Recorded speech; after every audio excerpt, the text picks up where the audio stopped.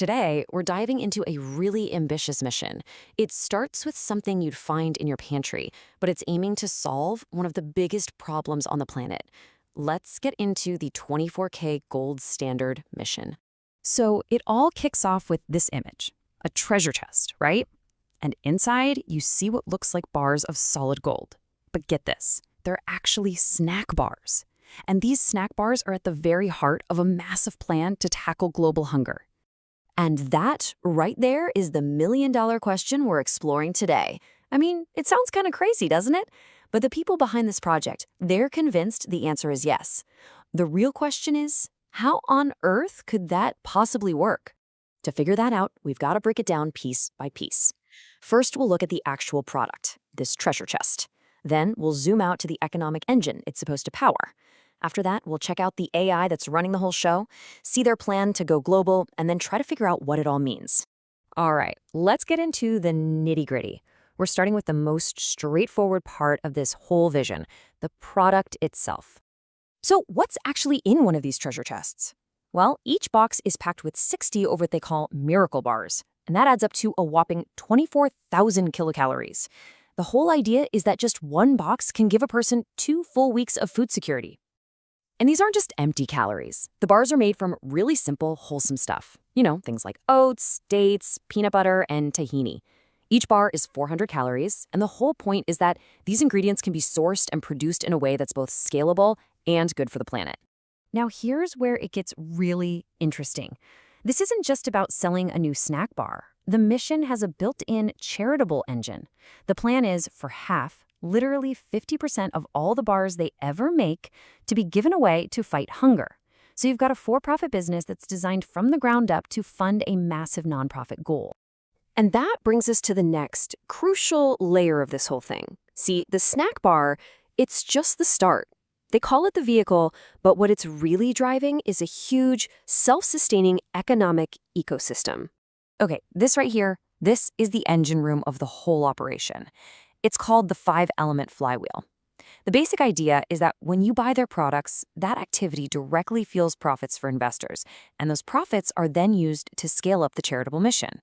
To really get it, we need to look at the 5 parts that make this wheel spin. First up, you've got ARQ18. Think of this as the front door to the whole system.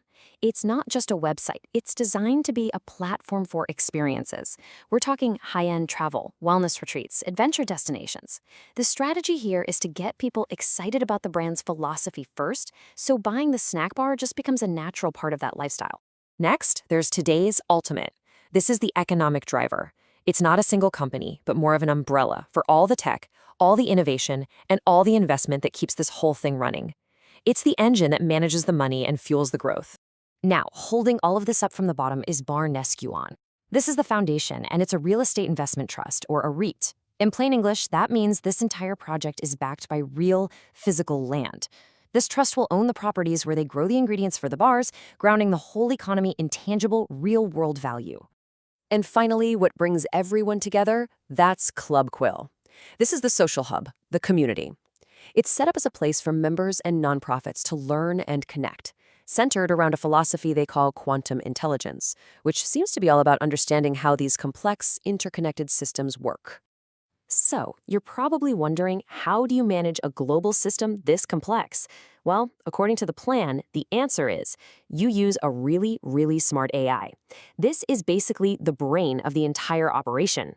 The entire flywheel, we're talking everything from farming and supply chains to financial investments and community outreach, is all managed and optimized by an AI. Its name is Genie, which stands for Generative Intentional Intelligence. Now, Genie is apparently built on some pretty core principles. It's got a fundamental do-no-harm philosophy, and it uses predictive algorithms to find the most efficient and ethical path forward. The source material claims its ultimate goal is to create what's called a resource-based economy, one that's managed by what we have, not just by price. They even connect Genie to huge projects like OpenAI's Stargate, which is aiming to build true artificial general intelligence. Okay, a massive vision is one thing, but you need a plan to make it real. So, how are they actually planning to get this off the ground? Well, the project has a pretty clear 4-phase roadmap to take this thing global. So, phase 1 kicks off in Canada.